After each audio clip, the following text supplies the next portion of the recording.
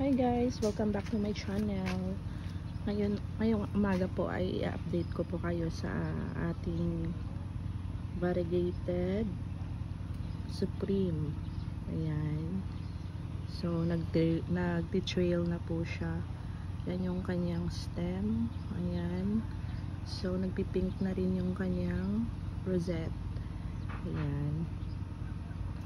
So nilipat ko po siya dito sa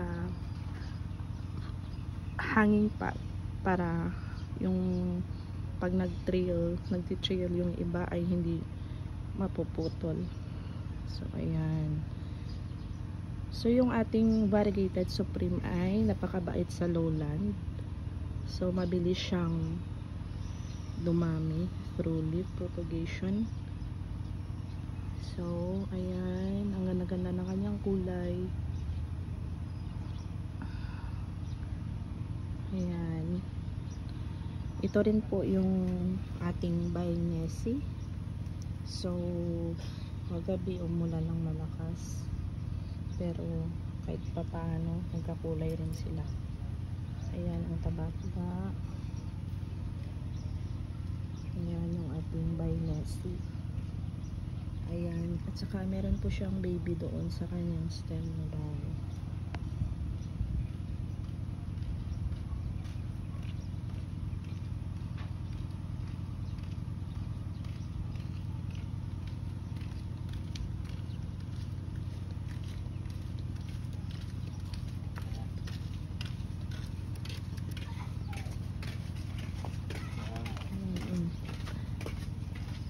So, ito yung ating lengua. So, napakalaki na niya. So, rain or shine po sila dito. Ayan.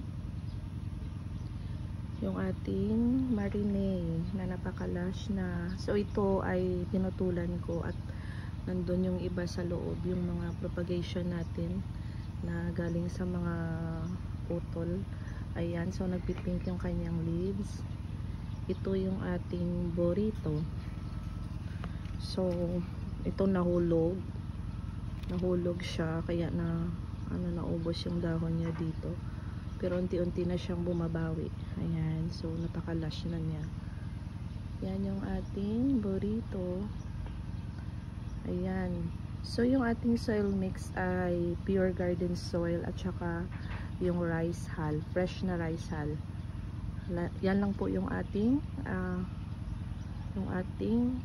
soil, yung ating potting mix na ginamit sa kanila. So ayan. So ito, nakalimutan ko yung pangalan. Ayan, so napakalash din niya. Ayan, so nagtitrail na rin siya, oh. Ayan, tsaka marami siyang baby dyan sa kanyang puno. Ito pinutulan ko, tsaka nagbigay siya ng maraming babies. Ayan.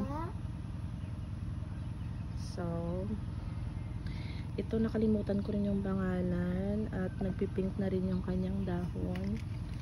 Yan, at ang taba-taba. So, ito 4 heads. Ito si Sumi. Yan. So, nagbibitak-bitak yung kanyang dahon dahil sa kakainom ng tubig. Ayan, na-overwatered siya dahil rain or shine po sila dito. Ayan. Yung ating trumpet. Ayan. Yung ating trumpet. Yung ating mga Laxiflora dito sa labas ng bahay. Naka-rain or shine din po sila. Ayan. So, paggabi ay umulan. So, happy sila dahil nakainom na naman sila ng rainwater. Ito yung mga variegated oregano natin dito sa labas ng bahay na napaka-taba. Ayan. So, ito ang gagaganda. Ayan. So, ang taba-taba nila dito. Ayan. Yung ating Euphorbia. Ayan, na cuttings. So, andun yung mother niya sa gilid ng bahay. Ayan. At yung 4-year-old ko na cactus. Ayan.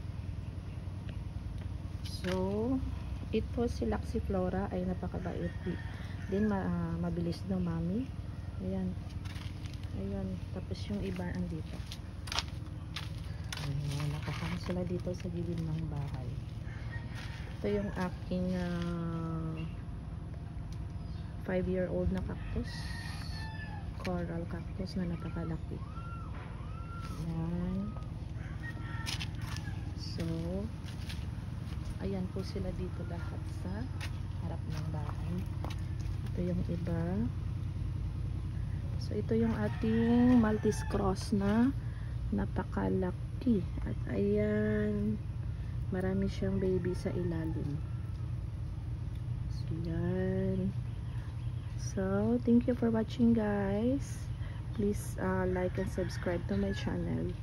And God bless everyone.